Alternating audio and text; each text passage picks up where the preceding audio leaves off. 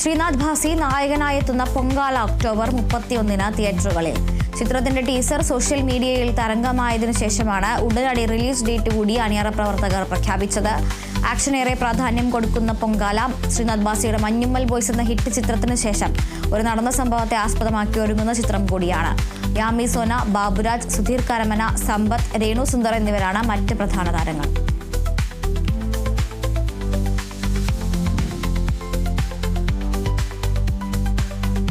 Jithu Joseph സംവിധാനം ചെയ്യുന്ന ദൃശ്യം 3-ാം ഭാഗത്തിന്റെ ഷൂട്ടിംഗ് നാളെ ആരംഭിക്കുമെന്ന് നടൻ മോഹൻലാൽ.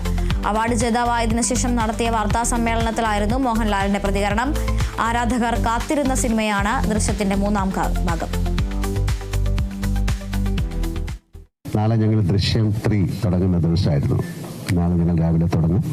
അത് കഴിഞ്ഞ് എനിക്ക് ഉച്ചയ്ക്ക് പോകണം, എന്ത് ഡ്രസ്സ് ഇടണം, അങ്ങനെയൊക്കെയുള്ള കാര്യങ്ങളുണ്ടല്ലോ, അതൊക്കെ ആലോചിച്ചുകൊണ്ടിരിക്കുകയാണ്. എന്നിട്ട് അവിടെ 23-ന് ഏറ്റവും വലിയൊരു പ്രസ്റ്റീജിയസ് മൊമെൻ്റ് അല്ലേ അവിടെ ആ ഡയസിൽ പോയിട്ട്. ഇതിനു മുമ്പേ ഞാൻ വാങ്ങിച്ചിട്ടുണ്ട്. എനിക്ക് ഏതാണ്ട് 5 പ്രാവശ്യം കിട്ടിയിട്ടുണ്ട്. ഏതാണ്ട് 5 പ്രാവശ്യത്തോളം, 5-ൽ കൂടുതൽ, 7-8 പ്രാവശ്യം ടൈ വന്ന് പോയിട്ടുണ്ട്. അപ്പോൾ ആ സ്ഥലവും പരിസരമൊക്കെ എനിക്കറിയാം. എന്നാലും അവിടെ പോയി അത് വാങ്ങിക്കും. എൻ്റെ കുടുംബമൊക്കെ ആയിട്ട് പോയി വാങ്ങിക്കുകയും എൻ്റെ സുഹൃത്തുക്കളുമായിട്ടൊക്കെ പോയി വാങ്ങിക്കുകയും അത് എത്രയോ ആൾക്കാർ കാണുകയും അതൊക്കെ ചെയ്യുന്നൊരു മൊമെൻ്റ് എന്ന് പറയുന്നത് വളരെ, എന്നെ സംബന്ധിച്ചിടത്തോളം വലിയൊരു, എന്താ പറയുന്നത്, ഒരു സന്തോഷത്തിൻ്റെ സമയമാണ്.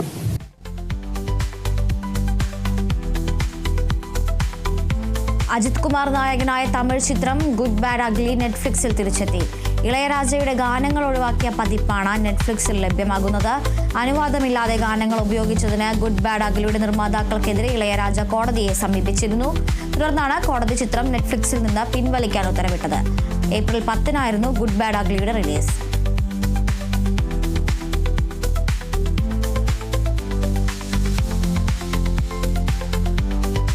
ഋത്തിക് റോഷനും ജൂനിയർ NTRും പ്രധാന വേഷങ്ങളിലെത്തിയ ആക്ഷൻ പാക്ഡ് സ്പൈ ത്രില്ലർ ചിത്രം വാർ 2 OTT-യിലേക്ക്. ഓഗസ്റ്റ് 14-ന് തിയേറ്ററുകളിലെത്തിയ ചിത്രം ഒക്ടോബർ 9 മുതൽ നെറ്റ്ഫ്ലിക്സിൽ ലഭ്യമാകും.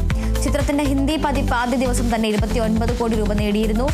ഇന്ത്യയിൽ നിന്ന് ചിത്രം 230 കോടിയിലധികം നേടിയതായാണ് റിപ്പോർട്ടുകൾ.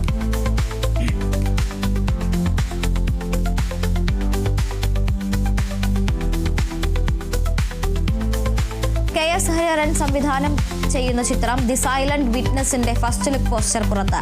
പുതുമുഖം മധു വെങ്ങാട്, ഷാജു കൊടിയൻ, ശിവജി ഗുരുവായൂർ, കവിത മഞ്ചേരി എന്നിവരാണ് പ്രധാന വേഷങ്ങളിലെത്തുന്നത്. ഗൗരി മിത്ര പ്രൊഡക്ഷൻസിന്റെ ബാനറിൽ മധു വെങ്ങാടാണ് ചിത്രം നിർമ്മിക്കുന്നത്.